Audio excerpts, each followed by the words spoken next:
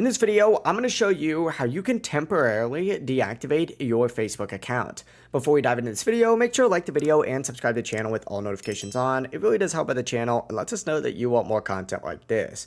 But if you want to go ahead and temporarily deactivate your Facebook account, begin by opening up the Facebook app and then tap the menu icon in the bottom right corner to open up this page here.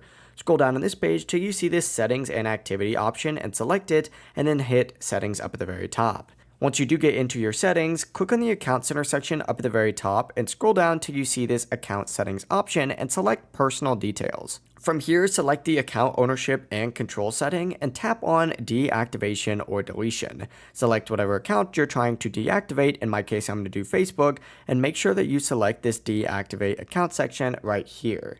It's going to go ahead and give you a little bit of information about what deactivating your account does. Make sure you read over that and then hit continue. And from here, you're going to be prompted to enter in your password right here. Go ahead and do so and hit continue. And then you'll be asked to give a reason. You could choose any of these. You don't even have to be honest with it. It doesn't necessarily matter. But after doing so, your account's going to be temporarily deactivated until you reactivate it anytime just by logging back into it. It really is as simple as that. If you guys have any questions, don't hesitate to ask us down in the comment section below and we can help you out further. For more videos like this, make sure to like the video and subscribe to the channel with all notifications on. It really does help us out and lets us know that you want more content. Have a great rest of your day. Peace.